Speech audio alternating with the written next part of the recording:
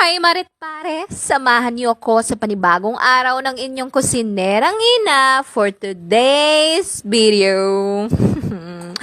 Habang nagluluto ang inyong ina, gusto ko i-chika sa inyo ang transition ko from 4 years cashier to call center agent na obob sa English. Hay nako, grabe ang struggle ko sa English as in. Kung may ratings 1 out of 5, ay, nasa 1 ako literal. Bukod sa di ko naiintindihan yung ibang English words, di ako marunong mag-compose ng sentence. Pero naalala ko may regular customer kami dun sa grocery na pinagtatrabahuan ko. Australian yun, day. Naging kaibigan ko siya.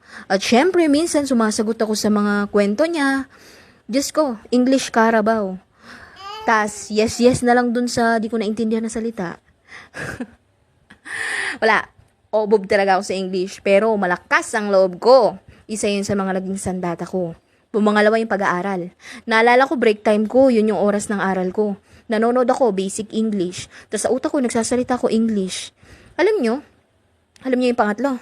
Nag-set ako ng goals. Like, gusto ko na mataas na sahod, gusto ko makaalis sa utang, gusto ko mabigyan ng magandang buhay ang aking mga anak. Yun yung naging inspirasyon ko. Sana lahat tayo umasenso sa buhay. O siya, luto na